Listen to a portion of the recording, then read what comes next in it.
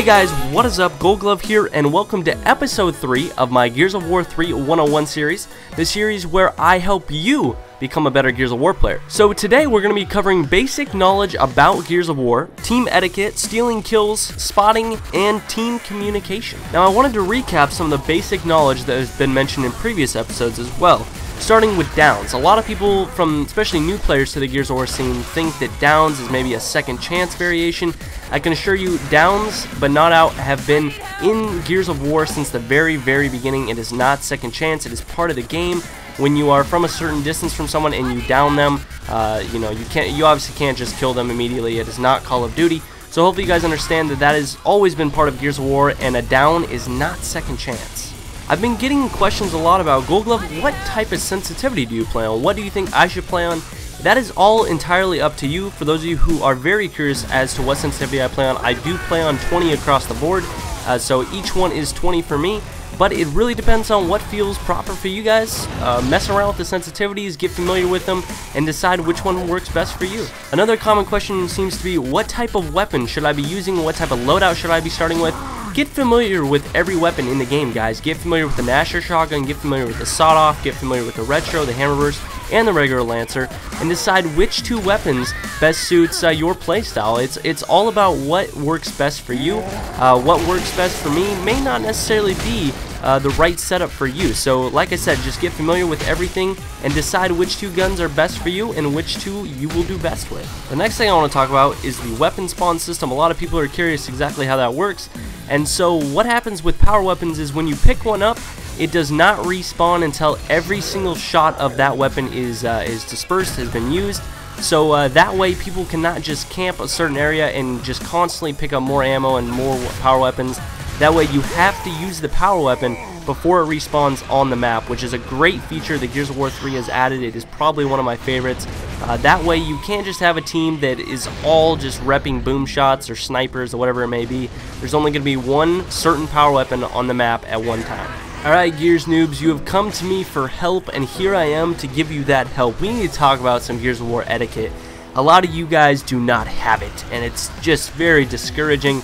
We need to teach you guys exactly how to play Gears of War and play it properly. The first thing I want to cover is stealing kills and why you should not do it. First off, in the kill feed, it'll show up if you do get it down. If you do not, then it's obviously your teammate's down. Do not steal the kill, guys.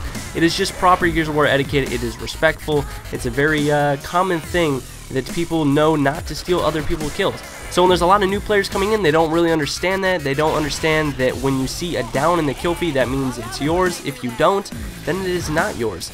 So, but there is some certain situations where sometimes kills are stolen on accident. It does happen.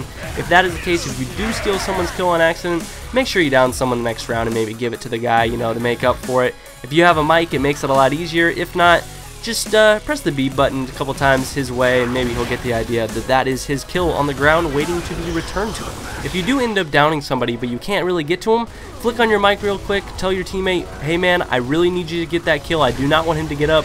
And, allow your teammate to steal the kill every once in a while. It actually helps the team out. It's better for the guy to die regardless, even if he did steal your kill. The next thing I want to cover is spotting and how valuable it is when it comes to Gears of War 3. I cannot tell you guys how often enough all of a sudden my teammate spots somebody and I can tell that the guy's coming up behind me. I spin around and I get an easy kill. Spotting enemies for your teammates is one of the most valuable things in Gears of War 3. It's an awesome feature that they added, so really guys, take advantage of it. I know a lot of you guys are maybe coming over from Call of Duty, maybe you're coming over from Battlefield. If you're coming over from Battlefield, you guys know how much spotting helps out in a game like this. And for those of you guys in COD, I know there's no spotting, so you guys gotta take advantage of it. All you gotta do is hold down the left trigger, you can aim at them, and you click in the left stick, and you can spot someone for your teammates to see. Communication, communication, communication, communication. The most vital part of any multiplayer experience. Be sure to get a mic, guys. The players with mics are going to have a much easier time playing any type of game type in Gears of War 3 than over the people with no mics at all. I cannot tell you guys how often I've been playing Capture the Leader and our leader doesn't have a microphone when it's one of the most important things that the leader has the most communication, because the leader can see through walls. He can use his HUD that can that can pretty much has wall hacks, and it would help a lot if our teammate could relay us to where the enemies are. But sometimes that's very unfortunate because the teammates do not, everybody doesn't have a mic. So be sure to get a microphone and get familiar with the teammates that you play with. Learn their tendencies, their strategies, their tactics, and over time you'll just become a better team player, learn some call-outs, some communication, and you're going to become a very, very, very good Gears of War player.